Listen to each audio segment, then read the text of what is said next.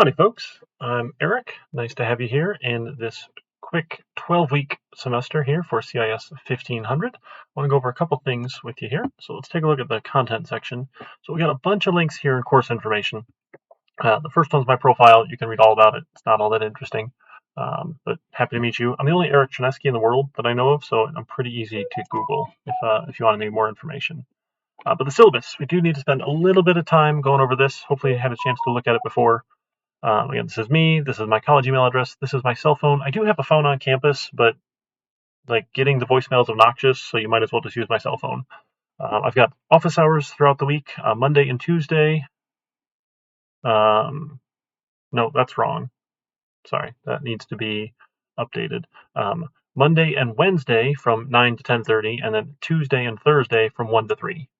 Or we can try and find other times by appointment. Let me know. I do have an office on campus at the Orchard Ridge campus, F105, or usually we meet virtually, either on my Discord server or on Zoom. We got some links I can show you in a little bit. The course is online asynchronous, so there are no synchronous meetings aside from the final presentation, but I'll schedule with that with you individually at the end of class. And our classroom is on Desire to Learn. Hopefully you've all found that by now. This is a copy paste from the catalog, nothing new here. There's no prerequisites, so we're assuming this is your first programming course, so you don't need any previous knowledge here, and then we'll be able to do all of these cool things, all these outcomes by the time we're done with the class. For our textbook, we're using this free book that Mr. Eck wrote here, which is fantastic. So this is the first semester I'm using it, so we've got a little bit of ironing out to do here. It's not the same as an expensive Pearson book, but he does a nice job. He's got examples. He's got practice problems if you like those sorts of things, which is great. He's got quizzes you can work on, which is really nice. He's got all the sample code you can go look at as well. So he does a real nice job, and it's free. So I think the price is right here. For other materials, we'll make use of GitHub, which is a hosting provider of the Git source control tool. I've got a whole video on that later.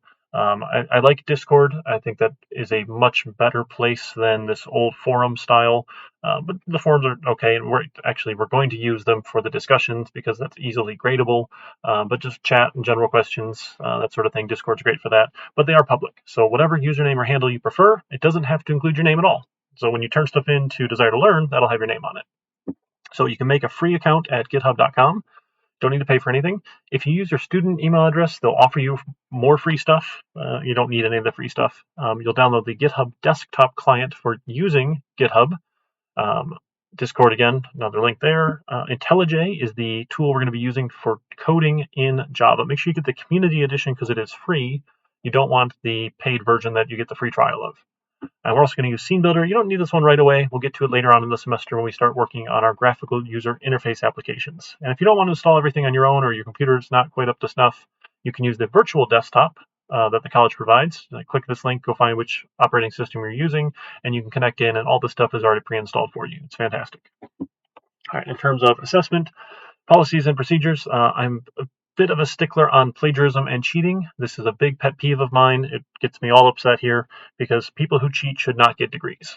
Honestly, it devalues the degree for everyone who works their way through school, because if you cheat and then get the degree and go and get a job and suck at your job, that employer is going to think we did a terrible job educating you, and they're not going to want to hire other graduates. So it's in your best interest to not enable your classmates to cheat. Right? Don't help them cheat. Make them do their own work and actually learn something. That's the whole goal here. So any engagement in academic dishonesty results in a failing grade for the class. There is no fail the assignment. There is no try again. You will fail the class to be reported to the dean's office on the first offense. I take this super seriously. That being said, if you're not sure, ask me. It's really not hard, I promise. Under no circumstances may chegg.com be used. You may not post things there. Do not cite answers posted there. Any use of chegg.com or similar websites like Course Hero and all those other awful places is considered academic misconduct. You may not use them. Right? I know there's a website called Stack Overflow that has all sorts of code examples out there already, but you're not going out to Stack Overflow and asking someone to do your homework for you. Right? If you can find something that already exists, like, oh, hey, this is how I can do X, Y, or Z, fantastic. I'll show you how you cite your source and we're fine. Just like an English paper, right? If you cite your source, you're okay. What you don't do with an English paper is cite the entire 5-page paper and say, hey, here's one big quote. I found it here. It doesn't work like that, right? But you can take other people's ideas and use them, adding your original content, adding your work to it, and then turn it in with citations. That's perfectly fine. So again, if you're not sure, ask me. Okay, the OCC handbook is a copy paste out of what you'll see in your student code of conduct here, which is up to the judgment of the instructor of the class. It's construed as academic dishonesty. Most of the time it's plagiarism, right? Presenting someone else's ideas, data, words, images, or products without giving credit to the originator, or acquisition of tests or other materials, or distribution of the same. If you post the questions, if you post the test on Chegg, that is academic dishonesty, right? Because it's giving access when you shouldn't to other people. So if you are aiding and abetting, which is such a funny way to say this, you are also in violation of our academic integrity policy. So if someone says, hey, can I just see your project? I just want to see what you did. I'm not going to copy off you. Tell them to go get lost. They're going to copy off you. And then you will both fail the class and you'll be very sad, right? Make people do their own work. It's not hard and they can ask me questions, right? No, that being said, I have a Discord server. I like when people ask questions. Questions are great. What is acceptable is talking about things and giving ideas, right? Oh, hey, I might go about it this way. What's not okay is giving someone your code, saying this is how I did it, right? That sort of thing. And again, if you're not sure, ask me. It's not too hard, I promise. But I've yet to have a semester in teaching now for 10 years where I've not had to fail someone for cheating, which irritates me. It's a boatload of paperwork. It wastes my time. I hate doing it. And then I get all upset and I complain to my wife about it. And then she gets all upset that I'm all upset. And she's like, just stop worrying about it. But I don't understand why I have not yet had a semester where someone doesn't cheat. It's not worth it. You're taking the class to learn something. I'm assuming. I don't know why else you'd be in the class if you don't want to learn something. You don't need to be here. So obviously you want to learn something. I think that's the goal. I guess maybe you just want the piece of paper, but it should not be the goal. That's an incorrect goal here. If we're wasting your time, test out of the class. Don't take the class. Anyway, so sorry. As you can tell, I get all upset about it. I'm sorry. Student code of conduct. This is all silly because we're not in class. We don't have to keep quarters. It's just copy paste. What people care about is the grading policy. So I grade things on a category system. So the lab assignments will make up 10% of your overall score in the class. So of all of your lab scores, we'll add them up, divide by the total points, and that score will be 10% of your overall score. Of the projects that you do, that's 30% of your overall score in the class. Quizzes for the chapters, 10%, midterm 10%, and the final project 40%. So you cannot pass the class without this final project. That's intentional. This is the summation of everything we've done in the semester, putting it all together, doing a final project that you present to me live. Right? And that's the goal. So if you can come up with this final product, you're going to be in pretty good shape. Okay, and we'll have the last month of class to work on this. So it's worth a lot of points. We're going to have a lot of time to do it. I can assign WS marks if you request it from your official student email. That's if you don't withdraw within the official withdraw drop date. You can still get a WS mark, but you have to ask me for it. They're not automatic. If you earn a letter grade, I'll give you the letter grade, right? Unless you ask otherwise. So below a 63 is an F, unless you've asked for a WS. Other than that, the scale should be standard. I do round up. I think it's silly. Like 93.9, I'm going to round to a 94, but the scale is still the same everywhere. So I will round things. But the end grade, if you don't turn stuff in on time, around the third week of class, but because we're a 12-week class, it gets a little funny, so you can check the website for that. If you haven't turned in gradable work, you get an end grade, and I'll be in touch with you if you haven't done that. In terms of late work, I don't take things late. There is no sliding scale. There is no points off. It's either in on time or you don't get points for it. You have to be keeping up with the material, especially in this 12-week class, because if you get behind, it's really hard to get caught back up. So I don't take things late. That being said, if there's some sort of emergency, I'll work with you. I'm not a jerk, I promise. But if you're going to be out of town traveling for Thanksgiving, talk to me. We can work something out ahead of time. But don't be like, oh, hey, I got busy and forgot. Can I turn it in late? No. The answer is no. Some standard other policies for FERPA. I don't give anyone your information. I'll say go look at D2L. If you need accommodations through the Americans with Disabilities Act, please contact the Access Office. Have them contact me, and then I can work with you. Without the paperwork from the Access Office, it's actually illegal to give accommodations, which is a really weird thing. Our Academic Support Center is fantastic. This is one of my favorite things about OCC. We have an entire department dedicated to academic support, and they offer tutoring.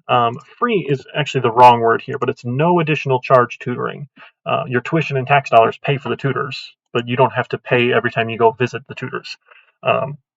So in our fall schedule, we have a couple tutors, actually, 3 different tutors who can tutor for CIS 1500. So we got Mike, we've got Rika, and we've got Tim with different hours for virtual or on-campus appointments. Reach out to them and schedule either phone call or email this address, and you'll be in good shape. You can schedule tutoring. And in addition to that, we also have Mr. Tim as our group tutor. He runs 2 sessions a week dedicated just for my 1500 classes.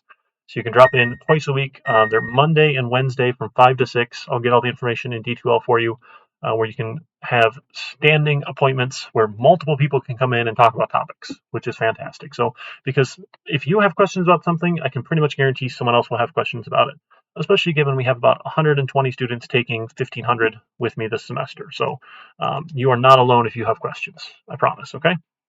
And not only that, they'll have study skill seminars, which are fantastic for time management, college success, those sorts of things, skills you might not have been taught in high school. So definitely check them out. They're fantastic. For D2L, if you have D2L technical issues, like the website doesn't load, call them. Anything content related is me, because I'm putting the content in the website. So accessibility standards, fantastic. I assume you can navigate the web, you can use D2L, you can do basic word processing, and file management. You have to be able to do these things. Our technology appropriate use regulations don't do stupid things on college resources, or you'll lose access to those resources. It's really hard to pass a computer class if you can't log into D2L because you've violated the policy. So just don't, okay?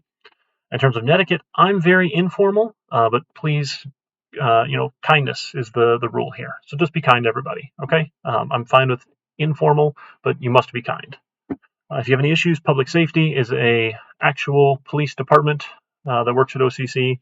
They're happy to assist with anything you need. We're not really on campus, so there's not much that they would do. For me, generally things will be graded within a week of when they are due, not a week of when you turn it in, but a week of the due date. So I wait till everything's in, and then I'll grade stuff. That way I can kind of compare things side by side. If you email me, call me, text me, find me on Discord, instant message me, whatever, I'm going to get back to you within 24 hours or less. If I haven't, please reach out again. You're not bothering me. You're not annoying me. I might have just not seen the notification because sometimes my little toddler gets to watch YouTube on my phone and he swipes things when they pop up and then I don't see them. So please reach out again. But generally, I'm around a lot, and everything comes to my phone. I'm a pretty good millennial. It's stuck to me all the time. So reach out and let me know. I will get back to you relatively soon. For our schedule, so we technically had a Monday start, but things got really weird, and then we would end. So I think the easier schedule for all of us will be starting Tuesdays at midnight, ending on Mondays. So you'll see these are all Tuesday dates for our 12 weeks here, and then we'll be fine. So we'll actually have a little bit of wiggle room, which is nice near the end of the semester. So this should work out pretty well. We do have Thanksgiving break. Now, you probably don't need the entire week off. If you want the whole week off, go for it. But we're going to start the final project before Thanksgiving so that if you have some free time that Monday or Tuesday or whatever happens to be, you don't need to spend Thanksgiving on class. But if you got some free time during that week, I'm kind of assuming you'll have some time to work on that final project. And hopefully that's not too unfair. So definitely you don't need to do it on Thanksgiving or Black Friday or anything, but we'll have some time during that week to work on the project, I'm assuming. So it'll be assigned on 11/15. It'll be due on December 13th, and you'll present live with me over Zoom. I'll have a bunch of different time schedules, morning times, afternoon times, evening times, middle of the night times. I'm up all the time. I don't really like 6 in the morning. I'm not much of a morning person. But aside from that, I can probably find a time to meet with you folks so you can present your project, and it should work out well. It should be fun. If it needs to change, I'll let you know. This is the tentative schedule, and I'll post it in D2L. All right, awesome. So thanks for bearing with me through that. So a couple other important links here. My office hours scheduling. If you click this link, this will take you to Calendly. Calendly. It's a hard word here. So I've got my office hours here. Again, sorry, it is Mondays and Wednesdays are 9 to 11, and Tuesdays and Thursdays are 1 to 3. So you can book yourself a 15-minute appointment. Again, I've got about 150 students this semester, so I'm trying to leave enough open slots here for everybody. If we run a little over, as long as I don't have anyone after you, it's fine. But if I'm all booked up, I'm gonna have to limit these to 15 minutes. But we can hop on Zoom, hop on Discord, do some screen sharing, chat about anything that's going on. I'll get you pointers if you're having trouble. And also, you don't have to wait for my office hours to ask questions. You can send me questions, you can text me, you can call me, you can Discord message me, you can email me, and I'll answer them outside of office hours. These are if you want to meet live with me. And then if none of these times work for you, if you've got some crazy schedule and none of them work, shoot me a message. Let me know a couple times that do work for you, and I'll see what I can do. I can't make any promises, but I can generally make something work in the schedule. So we'll see what we can do there. If you want to meet over Zoom, here's the link for my Zoom room. It's got the password in there. If you want to meet over Discord, you can just send me a message on Discord. If you like the forums here, there's a question and answers forum. So any general questions you have about the class, anything going on here, anything tech is fine. Post it in here if you want. We'll get the forum style, or you can post it over in the Discord as well. And then the group tutoring link is here. It's got the Zoom link for you as well. And then for our labs, if you want to head to campus and use any of the labs, we've got the lab schedule here as well. So, all right, that's about it for the course overview. So looking forward to having you folks here.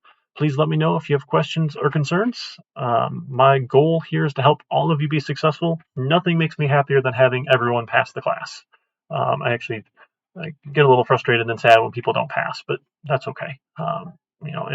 Things happen, things come up in people's lives, and that's okay, and people can try again. But generally, I like when people are successful, and I think that's my job, is to help you be successful here. So looking forward to it. Let me know what I can do, and I'll see you around.